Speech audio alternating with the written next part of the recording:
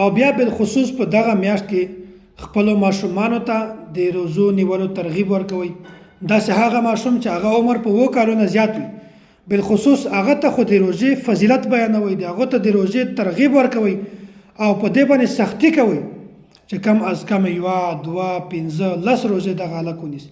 اوس که چېرته د دغه ماشوم عادت جوړ شي بیا په مستقبل کې تا ته دا تکلیف دا زحمت پته نه کوي چې ماشوم ته به ته د دې فضیلت بیانوي، د دې ترغیب ورکوي چې ته روژې ونه نیسې، ته دومره لوی سړی ته روژې نه نیسې، نه بیا به تا ته کله هم دا نوبت په نظر باندې نه راځي. ځکه چې ماشوم ته د یوه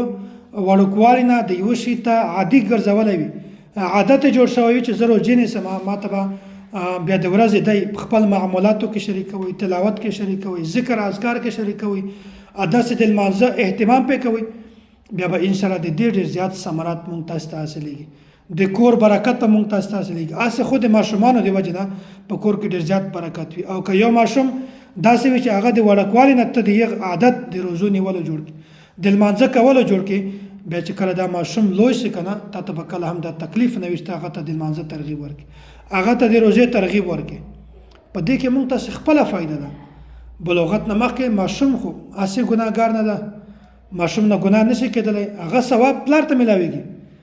او بیا پلار په دې کې کوتاهي کوي، ماشوم ته د دې ترغیب هم نه بیانوي، د دې فضایل هم نه بیانوي. حالانکه اصل شی تربیت ته که چېرته د ماشوم تربیت ته په صحیح طریقه سره وکړو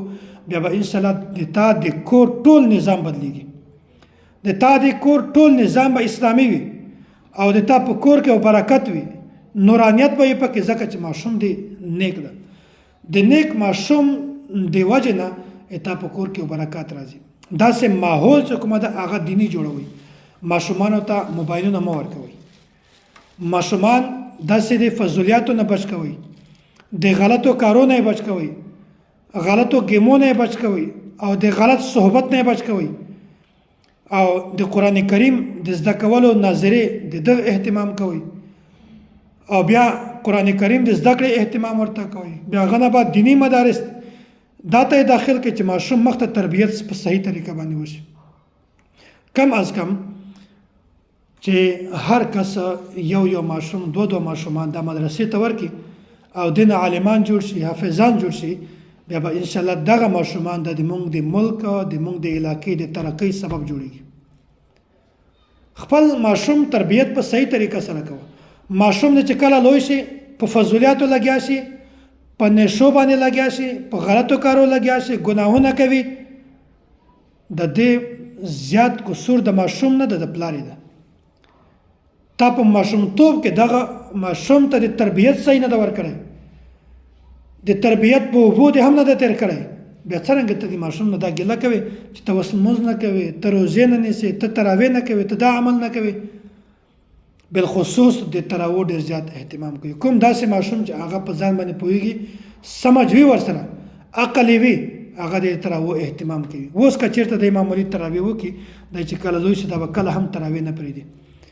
نو بنیادی خبره دا ده چې دغه میاشت دا د خپل عمل جوړېدلو او د خپل معمولاتو جوړولو میاشت ده او دغه میاشت عبادت میاشت ده، د فضولیاتو تیرولو میاشت نه ده، د خپل وخت ضایع کولو میاشت نه ده، بلکې په دا میاشت کې صرف تاسې عبادت کوئ او د خپل کور ماشومان، ښځې، لوی واړه زاړه ټول دا ته د نیکو اعمالو ترغیب ورکوئ، دا ته د تلاوت ترغیب ورکوه، تلاوت فضایل ورته بیانوه، د روژې فضایل ورته بیانوه، تراویح فضایل ورته بیانوه چې په دغو نیکو اعمالو کې کله هم د کوتاهي نه وکړي.